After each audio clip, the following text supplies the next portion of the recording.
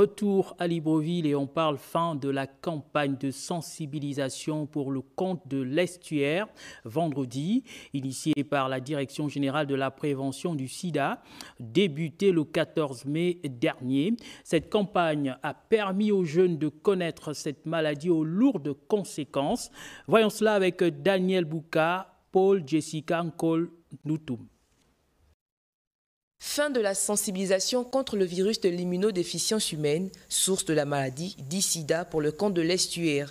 Après 3 jours de terrain, le bilan se révèle positif. Nous avons fait le tour sans problème. Nous avons sensibilisé les jeunes et au regard des réponses que les jeunes donnent, nous pouvons dire que nous avons atteint notre objectif puisque nous avons apporté un plus en matière de VIH/SIDA comme information aux jeunes élèves. Ce sont des enfants qui ne sont pas encore, qui n'ont pas atteint leur maturité et quand ils contractent, quand ils sont en grossesse, ça veut dire qu'ils ne se protègent pas.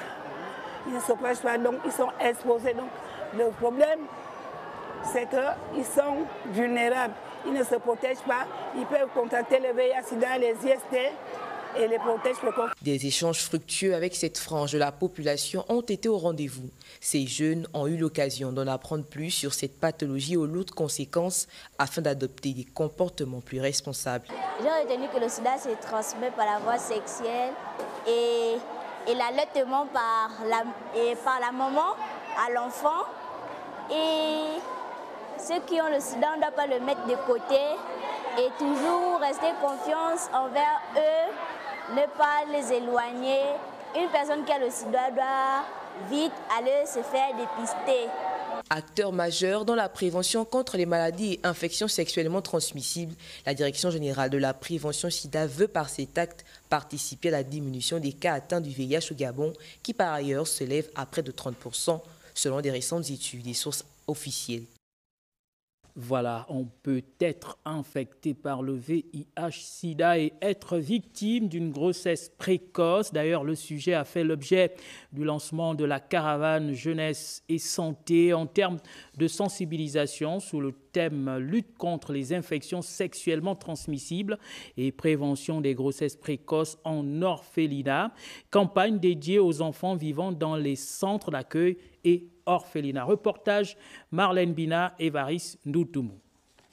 Ils sont parfois mis de côté, mais cette fois, l'initiative est à leur honneur. Au programme du jour, sensibilisation et consultation médicale gratuite pour les enfants des centres d'accueil. Nous avons lancé cette caravane qui est dénommée Jeunesse et Santé, qui est une caravane orientée pour les jeunes qui sont en orphelinat sur la prévention des grossesses précoces, mais également des maladies sexuellement transmissibles. Aujourd'hui n'est que la première étape de cette caravane. Nous comptons nous déployer dans d'autres sites, notamment dans d'autres centres d'accueil ou bien des orphelinats. Une sensibilisation interactive avec des récompenses à la clé. Est-ce que les maladies sexuellement transmissibles ne concernent que les adultes? Ça ne concerne pas seulement les adultes, ça concerne tout le monde. Tout le monde peut être touché par cette maladie. Quels sont les modes de transmission? Les rapports sexuels. Est-ce que tu peux me citer deux maladies? Nous avons la syphilis et parmi les consultations proposées, tension, glycémie et dépistage. Dès qu'ils arrivent, on leur remet des numéros pour faciliter la prise en charge. Après, on prend des paramètres, donc la tension artérielle, la glycémie, surtout pour les personnes âgées, et le poids. Il y a des dépistages également, donc pour les autres qui veulent, parce que c'est volontaire, donc VIH, syphilis, hépatite. La caravane Jeunesse et Santé s'est achevée par la remise d'un don au centre d'accueil Arc-en-Ciel et par des activités récréatives pour les plus jeunes.